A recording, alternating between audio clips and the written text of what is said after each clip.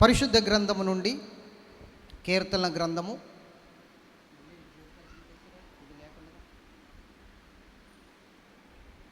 కీర్తనల గ్రంథము 63వ అధ్యాయము 7వ వచనం మనం చదువుకుందాం. 63 అధ్యాయము 7వ వచనం. నీవు నాకు సహాయకుడు ఇంటివి, నీవు నాకు సహాయకుడివై ఉంటివి, నీ రెక్కల చాటున శరణుజొచ్చి ఉత్సాహధ్వని చేసేదను. దేవునికి మహిమ కలుగును గాక. దేవుడు మనతో మాట్లాడును గాక. దేవుడు మన అందరితో మాట్లాడి మనల్ని దీవించును గాక. ఎంతమంది వాక్యం వినాలనుకుంటున్నారు ఈరోజు? వాక్యం వింటారా? నిజంగా అయితే శ్రద్ధగా దేవుని వైపు చూడండి. పరిశుద్ధాత్మ దేవుని సహాయం కోరుకోండి. వాక్యం వినాలంటే మనం వినలేం. లోకంలోనికి సాతానుడు మనల్ని నడిపిస్తూ ఉంటాడు, మనల్ని బయటికి తీసుకెళ్తూ ఉంటాడు. కాబట్టి మీరు వాక్యము వినాలి అనుకుంటే పరిశుద్ధాత్మ దేవుని సహాయం కోరుకోవాలి. పరిశుద్ధాత్మ దేవా, వినే చెవి, గ్రహించే మనస్సు నాకు దయచేయి. అలాగే వాక్యము వినడానికి శ్రద్ధ భయభక్తులు నాకు పుట్టించు ప్రభు అని చెప్పేసి ప్రార్థన పూర్వకంగా కూర్చుంటే దేవుని వాక్యము దేవుని సన్నిధిలో నువ్వు వినగలదు. ఆ వాక్యము ద్వారా దేవుడు నీతో మాట్లాడతాడు, నీతోనే మాట్లాడతాడు, ఖచ్చితంగా మాట్లాడతాడు. దేవునికి స్తోత్రం. వాల్యూమ్ పెట్టినా. దేవునికి మహిమ కలుగును గాక. ఈరోజు దేవుడు మనతో మాట్లాడబోయే అంశం సహాయకుడు. అనండి, చెప్పాలి. ఏమిటి? సహాయకుడు. అది ఈరోజు దేవుడు మనతో మాట్లాడబోయే అంశం. కాబట్టి దయచేసి ప్రతి ఒక్కరు కూడా దేవుని మాటలు వినడానికి సిద్ధపడాలి. ఈరోజు మనము దేవుని సన్నిధిలో ప్రార్థన చేయాలన్నా, దేవునితో నడవాలన్నా, దేవుని వాక్యము వినాలన్నా, ఆత్మమూలమైన ఫలాలు ఫలించాలన్నా మనకు దేవుని దగ్గర నుంచి సహాయం అందాలి. లేకపోతే ఎంతగా ప్రయత్నించినా ఓడిపోతాం, మనం నిష్ప్రయోజకులుగా మారిపోతాం. ఎంత మాత్రము కూడా దేవుని కార్యాలు మనం పొందుకోలేం, దేవుని కార్యాలను మనం చూడలేం. అంతేకాదు ఆయనకి ఇష్టలుగా మనం నడవలేం. పరిశుద్ధాత్మ దేవుని సహాయము మనకు ఎప్పుడైతే లభిస్తుందో అప్పుడు మనము దేవుని చిత్తాన్ని నెరవేర్చగలము, దేవుణ్ణి సంతోషపెట్టగలము, దేవుని కార్యాలు మనము బలముగా జరిగించగలము. దేవునికి మహిమ కలుగును గాక. హల్లెలూయా. పరిశుద్ధాత్మ దేవుని సహాయం లేకుండా మనం ఏమీ చేయలేము. అందుకనే సహాయకుడు అనే సబ్జెక్ట్ ఈ యొక్క మనం తీసుకోవడం జరిగింది. ఈ యొక్క అంశానికి పేరు సబ్జెక్ట్ ఏంటో తెలుసా? సహాయకుడు. దేవునికి స్తోత్రం. ఈరోజు దేవుని సన్నిధిలో ఆయన సహాయం లేకుండా మనం ఏమీ చేయలేమన్నదే ఈరోజు వాక్యం నిరూపించబోతుంది. ఖచ్చితంగా ఆయన సహాయాన్ని మనం తీసుకోవాలి. ఆయన సహాయం లేకుండా మనము ఏ మాత్రము కూడా కొంచెము కూడా భక్తి చేయలేం, కొంచెము కూడా విశ్వాసముగా మనము ప్రవర్తించలేం. ఆయన సహాయంతోనే మనం ముందుకు వెళ్ళాలి. అందుకనే సహాయకుడు, ఆయన మనకు సహాయకుడుగా నిలబడ్డాడు. దేవునికి స్తోత్రం. ఇంకొకసారి చెప్పాలి. దేవుని బిడ్డలారా గమనించండి, ఈరోజు చాలామంది త్రొట్టిల్లిపోవడానికి కారణం, పడిపోవడానికి కారణం, దేవుని సన్నిధిలో దేవునికి అవమానకరమైన జీవితాన్ని జీవించడానికి కారణం, దేవునికి వేలనకరమైన జీవితాన్ని జీవించడానికి కారణం, లోకంలో పడిపోవడానికి, లోకంలో ఉన్న ఆశలతో మనం నడిపించబడడానికి, లోక సంబంధమైన బ్రతకడానికి, దేవునికి దుఃఖము కలగజేసి ఆయనకి ఆయాసకరమైన మార్గాలు మనలో ఉంచుకోవడానికి కారణం దేవుని సహాయం మనం తీసుకోకపోవడమే. దేవుని సహాయం ఈరోజు క్రైస్తవులకి తెలియని విషయం ఏంటంటే, మనము నడవాలన్నా, నిలబడాలన్నా, ప్రార్థించాలన్నా మనకి దేవుని సహాయం అవసరము, మనం ఆయన సహాయం తీసుకోవాలి అన్నది తెలియట్లేదు ఈ రోజున. ఆ విషయము తెలియక చాలామంది ఏం చేస్తున్నారంటే సొంతముగా భక్తి చేస్తూ స్వనీతి మీద ఆధారపడుతూ పడిపోతున్నారు, భక్తిలో కుప్పకూలిపోతున్నారు, భయంకరమైన పరిస్థితికి వెళ్ళిపోతున్నారు. అదే ఈరోజు మనము ఎలా ఉంటే మనం నిలబడతామో, ఎలా ఉంటే మనం ఫలిస్తామో, ఎలా ఉంటే మనము దేవుని సన్నిధిలో ఆత్మ ఫలాలు ఫలించి నిలబడతామో ఈరోజు మనం తెలుసుకుందాం. ఎంతమంది తెలుసుకోవాలనుకుంటున్నారు? స్తోత్రం చెప్పండి. హల్లెలూయా, హల్లెలూయా. ఇది ఒక ఆత్మీయ యాత్ర. దీన్ని విశ్వాస యాత్ర అంటారు, ఆత్మీయ యాత్ర అని కూడా అంటారు. అర్థమవుతుందా? ఈ విశ్వాస యాత్రలో నీవు ఈ యాత్రను ప్రారంభించిన నాటి నుండి ఈ యాత్రను దేవుడే ముగించాలి, మనం ముగించడానికి సరిపో. దేవుడు యాత్రను ముగించేంత వరకు, అనగా దేవుడు ఎప్పుడు ముగిస్తాడు ఈ యాత్ర అంటే, ఒకటి మనము ఈ లోకాన్ని విడిచిపెట్టినప్పుడు, లేదా ఆయన రాకడ గనక మనం ప్రాణాలతో ఉండగానే ఆయన రాకడ గనక వస్తే అప్పుడు ముగిస్తుంది యాత్ర. మనము ప్రాణాలని విడిచిపెట్టి ఈ లోకాన్ని విడిచిపెడితే యాత్ర ముగిసిపోయినట్లే. లేదా దేవుని రాకడ వచ్చిందనుకోండి, ఈ యాత్ర ముగిసిపోయినట్లే. అప్పుడు వరకు ఈ యాత్ర కొనసాగుతూనే ఉంటుంది, అప్పుడు వరకు ఈ యాత్ర కొనసాగుతూనే ఉంటుంది. అయితే ఈ యాత్రను మనం కరెక్ట్గా కొనసాగించాలి అంటే, ఈ యాత్రలో మనం పడిపోకుండా, త్రొట్టిల్లిపోకుండా, జారిపోకుండా మనం నడవాలి అంటే, గుర్తుంచుకోండి, మనకు దేవుని సహాయం కావాలి. ఎవరి సహాయం కావాలి చెప్పాలి? యేసు ప్రభు వారు ఈ లోకంలో 33.5 సంవత్సరాలు జీవించినప్పటికీ, యేసుక్రీస్తు ప్రభువుని 3.5 సంవత్సరాలు శిష్యులు వెంబడించినప్పటికీ వారు తమ భక్తిలో, తమ విశ్వాసములో ఎంత మాత్రము కూడా ముందుకు కొనసాగలేకపోయారు, పడిపోయారు. యేసు ప్రభువును గెత్సేమనే తోటలో పట్టుకున్నప్పుడు వీళ్ళందరూ పారిపోయారు, ఒక యోహాను తప్ప. యోహాను ఒక్కడే యేసు ప్రభువుతో నడిచాడు. కన్మ వాళ్ళందరూ కూడా పారిపోయారు. ఎందుకంటే యేసు ప్రభువుని అరెస్ట్ చేసినట్లుగా మమ్మల్ని కూడా అరెస్ట్ చేస్తారేమో, మమ్మల్ని కూడా పట్టుకుంటారేమో, మమ్మల్ని కూడా బంధిస్తారేమో, మమ్మల్ని కూడా సెరసల్లో వేసి చంపేస్తారేమో అన్న భయంతో, ఆందోళనతో అందరూ కూడా పారిపోయారండి. పేతురు గారు 3 సార్లు బొంకారు, ఆ విషయం మనకు తెలుసు. ఆయన 3 సార్లు బొంకిన వెంటనే కోడి కూసింది, తెల్లవారింది. అవునా? అలాగే తోమ అయితే ఆయన లేచొచ్చాడని నమ్మాలి అంటే ఆయన గాయాల్లో వేలు పెట్టి నేను పరీక్షిస్తేనే కానీ, స్వయంగా చూస్తేనే కానీ నమ్మనన్న అపనమ్మకంలోనికి వెళ్ళిపోయాడు. ఆయన మాటలను కూడా పక్కన పెట్టేశాడు. శిష్యులందరూ కూడా అలా చెదిరిపోయిన వారే. అయితే ఒక రోజున దేవుడు వారి విషయంలో ఒక అద్భుతం చేశాడు. ఏమిటో అద్భుతం అంటే, 3వ దినాన ఆయన తిరిగి లేచిన తర్వాత వారి మధ్యకు వచ్చి 40 రోజులు వారితో ఉండి వారిని బలపరిచిన తర్వాత వారితో ఒక మాట యేసు ప్రభు వారు స్వయంగా చెప్పిన మాట ఏమని తెలుసా? మీరు వెళ్ళి యెరూషలేములో కనిపెట్టండి. నేను మీకు చెప్పిన ఆ వాగ్దానాన్ని బట్టి మీరు కనిపెట్టి నిలబడితే ఆదరణకర్త మీ యొద్దకు రాబోతున్నాడు. సత్యస్వరూపి అయిన ఆత్మ మీ యొద్దకు వచ్చి మిమ్మల్ని సర్వసత్యంలోనికి నడిపించబోతున్నాడు. దేవునికి స్తోత్రం. పరిశుద్ధాత్మ మీ మీదకి వచ్చినప్పుడు మీరు శక్తి పొందుతారని చెప్పాడు ఆయన. ఎప్పుడైతే పరిశుద్ధాత్మ దేవుడు మీ మీదకి వస్తాడో అప్పుడు మీరు శక్తి పొందుతారు. శక్తి పొందిన వెంటనే మీరు ఎలా నడవాలో, ఎలా ఉండాలో, ఏ విధంగా ప్రవర్తించాలో, ఏ విధముగా మాట్లాడాలో, ఏ విధముగా ఆలోచించాలో, ఏ విధముగా ప్రతి విషయంలో కూడా ప్రార్థించాలో ఆయనే మీకు నేర్పిస్తాడు, ఆయన మీకు సహాయం చేస్తాడు. శక్తి పొందుకోవాలి అని చెప్పి పరిశుద్ధాత్మ దేవుని గురించి కొన్ని మాటలు చెప్పి ఆయన ఆరోహణమైపోయాడు 40వ రోజున. ఆ తర్వాత వీళ్ళు పెంతుకొస్తూ దినము, అనగా 10వ రోజు పెంతుకొస్తూ దినము వచ్చేంత వరకు కూడా, ఆరోహణమైపోయిన రోజు నుండి ఇంకొక 10 రోజులు మేడగదిలో కనిపెట్టి ప్రార్థన చేశారు. ఎంతమందో తెలుసా? 120 మంది. ఈ 120 మంది మేడగదిలో కనిపెట్టి ప్రార్థన చేసినప్పుడు పెంతుకొస్తూ దినము రోజున ఒక బలమైన అగ్ని వంటి అభిషేకము వారు కూర్చున్న మేడగదిలోనికి వారి శిరస్సుల మీదకి దిగివచ్చింది. ఎప్పుడైతే ఆ బలమైన అభిషేకము వారి శిరస్సుల మీదకి దిగివచ్చిందో, అగ్ని అభిషేకము వారి శిరస్సుల మీదకి దిగివచ్చిందో, వారు నాలుకలు విభాగించబడ్డాయి. వారి నాలుకలు విభాగించబడి అన్య భాషలతో మాట్లాడడం మొదలుపెట్టారు. గట్టిగా చప్పట్లు కొడదామా? ఎలాగా? అన్య భాషలతో. అంతకుముందు భాషలతో మాట్లాడే అనుభవం వీళ్ళకి లేదు. అంతకుముందు అగ్ని అభిషేకం పొందుకున్న అనుభవం వీళ్ళకి లేదు. ఎప్పుడొచ్చిందో తెలుసా?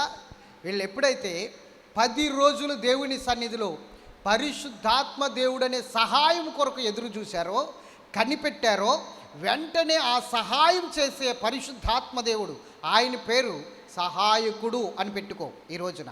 స్తోత్రం చెప్పాలి. పరిశుద్ధాత్ముడి పేరు ఏం పెట్టుకోవాలి ఇప్పుడు నువ్వు? సహాయకుడు. వెంటనే ఆ సహాయకుడనే పరిశుద్ధాత్మ దేవుడు వారి మధ్యకు వచ్చి వారికి సహాయం చేయడం మొదలుపెట్టాడు. దేవునికి మహిమ కలుగును గాక. చెప్పండి, ఈ రోజున ప్రార్థన ఎలా చేయాలో మీకు తెలుసా? ఎంతమందికి తెలుసు? నాకు ప్రార్థన చేయడం వచ్చండి, నాకు ప్రార్థన తెలుసు, నేను ఎలా చేయాలో నాకు తెలుసు, నేను ఎలా చేయాలో అలాగే చేస్తున్నాను అన్నవారు ఎవరైనా ఉంటే చేతులు పైకి ఎత్తండి. నేను ప్రార్థన చేస్తున్నాను, నేను మంచిగా చేస్తున్నాను, నాకు ప్రార్థన చేయడం వచ్చు అన్నవారు ఎవరునూ లేరు. ఎవరికైనా వచ్చా చెప్పాలి. ఎవరికైనా వచ్చా ప్రార్థన చేయడం? యుక్తముగా ప్రార్థన చేయడం ఎవరికి రాదు. నాకు కూడా రాదు ప్రార్థన చేయడం. మరి ఎవరు నేర్పాలో తెలుసా మనకి ప్రార్థన? ఎవరు నేర్పాలి? పరిశుద్ధాత్మ దేవుడు నేర్పాలి. పరిశుద్ధాత్మ దేవునికి మనల్ని మనం అప్పచెప్పుకుని పరిశుద్ధాత్మ దేవుణ్ణి అడిగి మనం పొందుకోవాలి. ఎస్, నువ్వు ఒక విషయం గమనించు. ఈ లోకములో ఏమైనా నువ్వు అడిగి పొందుకోవాల్సిన అవసరం లేదు. ఈ లోకములో ఏదైనా సరే, నీకు గర్భఫలం కావచ్చు, లేకపోతే ఆరోగ్యం కావచ్చు, లేకపోతే ధనము కావచ్చు, లేకపోతే ఇల్లు కావచ్చు, ఈ లోకములో ఏ అవసరాలైతే నువ్వు జీవించడానికి, నువ్వు బ్రతకడానికి ఏ అవసరాలైతే ఉన్నాయో అవేమీ అడగవలసిన అవసరం లేదు. అస్సలు అడగవలసిన అవసరం లేదు. అర్థమవుతుందా? అడిగి నీ టైంని పాడు చేసుకోవద్దు, నీ ప్రార్థన సమయాన్ని పాడు చేసుకోవద్దు, అస్సలు అడగొద్దు అవేమి కూడా. మరి ఏం అడగాలి? నువ్వు అడగవలసింది ఒకటి ఉంది. అదొక్కటి నువ్వు అడగాలి. ఆ ఒక్కటి నువ్వు అడిగిన తర్వాత ఏం జరుగుతుందో తెలుసా? ఆ ఒక్కటి నువ్వు ఎలా ప్రార్థన చేయాలో, నువ్వు ఎలా నిలబడాలో, నువ్వు ఎలా ఆలోచించాలో, నువ్వు ఎలా నడవాలో, ఎలా ప్రవర్తించాలో, ఎలా మాట్లాడాలో అవన్నీ నేర్పేస్తాడు. నువ్వు అడిగిన ఆ ఒక్కటి. స్తోత్రం చెప్పాలి. ఏంటది? చూడండి, పరిశుద్ధ గ్రంథము నుండి లోకాసు వార్త 11వ అధ్యాయము 13వ వచనం మనం చదువుదాం. లోకాసు వార్త 11:13. పరలోకమందున్న మీ తండ్రి తన్ను అడుగు వారికి పరిశుద్ధాత్మను ఎంతో నిశ్చయముగా అనుగ్రహించును. స్తోత్రం చెప్పండి. మనం పై వచనాలు కనుక చూసుకుంటే, అడుగుడి మీకు ఇయ్యబడును, వెదకుడి మీకు దొరుకును, తట్టుడి మీకు తీయబడును అని రాసి ఉంటాయి. మీరు పై వచనాలు చదివారా? అయితే ఈ మాటలు మత్తయి సువార్త 7:7 మనం చదివితే, అడుగుడి మీకు ఇయ్యబడును, తట్టుడి మీకు తీయబడును అన్న మాటలు మనం అపార్థం చేసుకుని ఏవేవో అడుగుతూ ఉంటాం దేవుని సన్నిధిలో. అడగమన్నాడు కదా, అడిగితే ఇస్తానన్నాడు కదా, వెతకమన్నాడు కదా, వెతికితే దొరుకుతాయి అన్నాడు కదా, తట్టమన్నాడు కదా, తడితే తీస్తానన్నాడు కదా అని మనం ఏవేమో అడుగుతాం, ఏవేమో వెతుకుతాం, ఏవేమో తడతాం. కానీ అది కరెక్ట్ కాదు. వాక్యం అనేది కొంచెం అచ్చట కొంచెం ఇచ్చట మీకు వచ్చును. మత్తయి సువార్తలో క్లారిటీ లేదేమో కానీ లోకాసు వార్తలో ఏం అడగాలో క్లారిటీ ఇచ్చేసాడు యేసుబాబు. అవునా కదా? లోకాసు వార్తలో యేసు ప్రభువు ఏం అడగాలో క్లారిటీ ఇచ్చాడు. అడుగుడి మీకు ఇయ్యబడిన అన్నాడు, వెదకుడి మీకు దొరికినన్నాడు. కిందకు వచ్చేసరికి 13వ వచనంలో ఏమన్నాడు తెలుసా? అడుగు వారికి పరలోకమందున్న నా తండ్రి అడుగు వారికి మరినిశ్చయముగా పరిశుద్ధాత్ముని అనుగ్రహించును. ఏమడగాలి ఇప్పుడు? ఏమడగాలి? నువ్వు అడగవలసింది ఒకటే, పరిశుద్ధాత్మ దేవుని సహాయం అనండి. ఏమడగాలి నాన్న? పరిశుద్ధాత్మ దేవుని సహాయం అడగాలి. ప్రభా, సహాయం నాకు కావాలి. నేను ఈరోజు నీ సన్నిధిలో దేవా నిన్ను స్తుతించులాగున, నిన్ను ఆనందపెట్టులాగున, నిన్ను సంతోషపెట్టులాగున పరిశుద్ధాత్మ దేవుని నాకు అనుగ్రహించు ప్రభువా. నేను ఎలా నడవాలో ఆయన నాకు నడిపిస్తాడు. నీ చిత్తాన్ని ఎలా గైకొనాలో, నీ చిత్తాన్ని ఎలా జరిగించాలో, నీ చిత్తాన్ని ఎలా నెరవేర్చాలో పరిశుద్ధాత్మ దేవుడు నాకు నేర్పిస్తాడు. కాబట్టి దయచేసి తండ్రి పరిశుద్ధాత్మ దేవుణ్ణి నాకు అనుగ్రహించు, ఆ సహాయకుడిని నాకు అనుగ్రహించు. ఆ సహాయకుడు నాకు కావాలి. ఆ సహాయకుడు లేకపోతే నేను ఈ భక్తిని కొనసాగించలేను, ఈ విశ్వాసంలో నేను ముందుకు కొనసాగలేను. ఆ సహాయకుడు నాకు ఉంటే నేను ఈ భక్తిలో విజయాలు చూస్తాను అని ప్రార్థన చేయాలి. కాబట్టి నువ్వు ఎవరి గురించి ప్రార్థన చేయాలంటే పరిశుద్ధాత్మ దేవుని గురించి ప్రార్థన చేయాలి. పూర్తిగా ఆయనకి నువ్వు అప్పచెప్పుకోవడానికి, ఆయనకు నువ్వు సరెండర్ అయిపోవడానికి, ఆయన్ని పొందుకోవడానికి నువ్వు ప్రార్థన చేయాలి. స్తోత్రం చెప్పాలి గట్టిగా. నిన్ను నడిపించువాడు ఆయనే, నీకు సహాయం చేయవాడు ఆయనే, నిన్ను ఏ విధముగా నడిపించాలో ఆ విధంగా నడిపించేవాడు ఆయనే. అందుకనే చూడండి, తండ్రి అయిన దేవుడు ఇజ్రాయేలీలను విడిపించడానికి భూమి మీదకి వచ్చాడు, వెళ్ళిపోయాడు. అవునా? వెళ్ళిపోయాడా లేదా? రైట్. తర్వాత భూమి మీద ఉన్న సమస్త మానవాళిని రక్షించడానికి యేసుక్రీస్తు ప్రభువారు రక్షకుడిగా శరీరాన్ని ధరించుకుని, వాక్యమై ఉన్న దేవుడు శరీరాన్ని ధరించుకుని ఈ లోకానికి వచ్చి 33.5 సంవత్సరాలు జీవించి, ఆయన రక్తాన్ని ఒలికించి ప్రాణాన్ని పెట్టి చనిపోయి సమాధి చేయబడి 3వ దినాన లేచి 40 రోజులు భూమి మీద ఉండి 40 రోజున పరలోకమునకు తండ్రి కుడిపార్శ్వమునకు ఎక్కిపోయాడు, ఆరోహణమైపోయాడు. అక్కడితో ఆయన క్యారెక్టర్ కూడా భూమి మీద అయిపోయింది. తర్వాత ఆయన ఏమన్నాడు తెలుసా? మిమ్మల్ని అనాథులుగా విడిచిపెట్టను, ఆదరణకర్తను మీ యొద్దకు పంపిస్తున్నాను అన్నాడు. ఆయన పరిశుద్ధాత్మ దేవుడు. ఆదరణకర్తే పరిశుద్ధాత్మ దేవుడు. ఆయనే సహాయకుడు. ఎప్పుడు వచ్చాడు ఆయన? క్రీస్తు శకం 35వ సంవత్సరంలో భూమి మీదకి దిగొచ్చాడు. ఎప్పుడు? క్రీస్తు శకం 35వ సంవత్సరంలో ఆయన భూమి మీదకి దిగొచ్చాడు. పరిశుద్ధాత్మ దేవుడు పెంతుకొస్తు దినము రోజున, స్తోత్రం చెప్పాలి, ఆ రోజునే సంఘానికి పురుడు పోసాడు ఆయన. ఆ రోజునే సంఘానికి డెలివరీ పోసి ఆయనే దిగి వచ్చి సంఘాన్ని పురుడు పోసి ఆయన సంఘాన్ని పెంచి పోషిస్తున్నాడు. స్తోత్రం చెప్పాలి. క్రీస్తు శకం 35వ సంవత్సరంలో భూమి మీదకి వచ్చిన పరిశుద్ధాత్మ దేవుడు ఎప్పటి వరకు వెళ్ళకుండా మనతోనే ఉన్నాడు. భూమి మీదే ఉన్నాడు. ఎప్పటికీ భూమి మీద ఉన్నాడు. ఎప్పటికీ ఉంటాడా అంటే ఎప్పటికీ ఉంటాడు. ఎప్పటి వరకు ఉంటాడంటే కడబూర మ్రోగేంత వరకు ఉంటాడు. భూ అని కడబూర మ్రోగేంత వరకు ఆయన ఉంటాడు. కడబూరం మ్రోగగానే భూమి మీద ఆయన ఆఫీసుని సర్దేసుకుంటాడు. స్తోత్రం చెప్పాలి. అర్థమవుతుందా లేదా? ఎంతమందికి అర్థమవుతుంది? అప్పుడు పంపబడ్డాడు భూమి మీద. ఇప్పటికీ ఆయన భూమి మీదే ఉన్నాడు. ఎక్కడున్నాడు? మనతో ఉన్నాడు. ఎక్కడున్నాడు? మన మీద ఉన్నాడు. ఎక్కడున్నాడు? మనలో ఉన్నాడు. గట్టిగా స్తోత్రం చెప్పాలి. అర్థమైందా? మొట్టమొదటిగా ఆయన చేసే సహాయం ఏంటో తెలుసా? నీ దగ్గరికి వచ్చిన తర్వాత ఆయన చేసే సహాయం ఏంటో తెలుసా? నీ పాపములను, నీ అపరాధములను నీ చేత ఒప్పింప చేయటం మొట్టమొదటి సహాయము ఆయన చేసేది. స్తోత్రం చెప్పండి. ఆయన ఏం చేస్తాడు? తీయండి 16వ అధ్యాయం యోహాను సువార్త 8వ వచనం చదవండి. ఆయన వచ్చి 16:8 యోహాను సువార్త. అందరూ తీశారా? ఆయన వచ్చి పాపం గూర్చి, ఆయన వచ్చి ఏం చేస్తాడు? ఆయన అంటే ఎవరు? ఆయన అంటే ఎవరు? సహాయకుడు అనండి. అది మన సబ్జెక్ట్ ఈ రోజున. మర్చిపోకండి. పరిశుద్ధాత్ముడికి మరో పేరేంటి ఇప్పుడు? సహాయకుడు, సహాయం చేసేవాడు. ఎస్. ఇప్పుడు సహాయకుడు వచ్చి ఏం చేస్తాడు? పాపమును గూర్చి, నీతిని గూర్చి, తీర్పును గూర్చి, లోకమును ఒప్పుకొన చేయును. గట్టిగా చప్పట్లు కొడదామా? ఏం చేస్తాడు ఇప్పుడు ఆయన? చెప్పాలి. మొట్టమొదటిగా మన దగ్గరికి వచ్చి మన పాపములను, మన అపరాధములను ఒప్పింపజేస్తాడు. ఒప్పుకో బిడ్డ, నీ పాపములను ఒప్పుకో. నువ్వు చేసిన ప్రతి పాపాన్ని ఒప్పుకో. ఇదిగో నువ్వు చేసిన పాపం వల్ల నరకానికి వెళ్ళిపోతావు. నువ్వు చేసిన ప్రతి పాపము వలన నువ్వు నిత్యాగ్నిలో కాలిపోతావు. అక్కడ అగ్ని ఆరదు, నీ ఆత్మకు సావు లేదని నీకు చెప్తాడు. నీతిని గురించి చెప్తాడు, తీర్పుని గురించి చెప్తాడు. నీకు ఒక తీర్పు ఉంది. లోకానికి తీర్పు తీర్చబోయేవాడు ఆయనే. లోకానికి తీర్పు తీరుస్తాడు ఆయన. జడ్జిమెంట్ ఇవ్వబోతున్నాడు త్వరలో. ఆయన న్యాయాధిపతిగా రాబోతున్నాడు. ఖచ్చితంగా జడ్జిమెంట్ ఇచ్చినప్పుడు నీవు నీతిమంతునిగా కనబడాలి, నిర్దోషిగా కనబడాలి.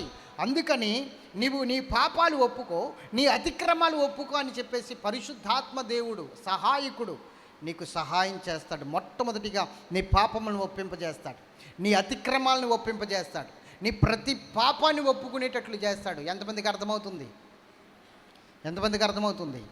మొట్టమొదటిగా ఆయన చేసే సహాయం ఏమిటి? మరి ఒప్పుకున్నావా? ఆయన సహాయము పొందుకున్నావా? ఖచ్చితంగా ఆయన సహాయం పొందుకుంటే నువ్వు ప్రతి పాపాన్ని ఒప్పుకుంటావు, నీ ప్రతి అపరాధాన్ని ఒప్పుకుంటావు. విరిగి నలిగిన హృదయం వస్తుంది నీకు. ఆయన సహాయం తీసుకుంటే మోకాళ్ళు వేసేసరికి ఎలాంటి మనసు వస్తుందో తెలుసా? నలగొట్టబడి మనసు వస్తుంది. ప్రభువా నేను పాపిని ప్రభువాని కన్నీరు కార్చే మనసు వస్తుంది. ప్రతి పాపాన్ని, హృదయాంతరంగంలో దాక్కున్న ప్రతి పాపాన్ని, రొమ్ము వెనకాల దాచుకున్న ప్రతి పాపాన్ని బయటికి తీసుకొస్తావు ఆయన కనుక నీకు సహాయం చేస్తే. దాచుకోవు. ఆయన కనుక నీకు సహాయం చేశాడా? ఆయన సహాయం నువ్వు తీసుకున్నావా? మోకాలు వేస్తున్నప్పుడు ప్రభువా నా ప్రతి పాపాన్ని ఒప్పుకోవడానికి పరిశుద్ధాత్ముడే నాకు సహాయం చేయని నువ్వు ఎప్పుడైతే అడుగుతావో ఆయన సహాయం చేయడానికి సిద్ధంగా ఉన్నాడు.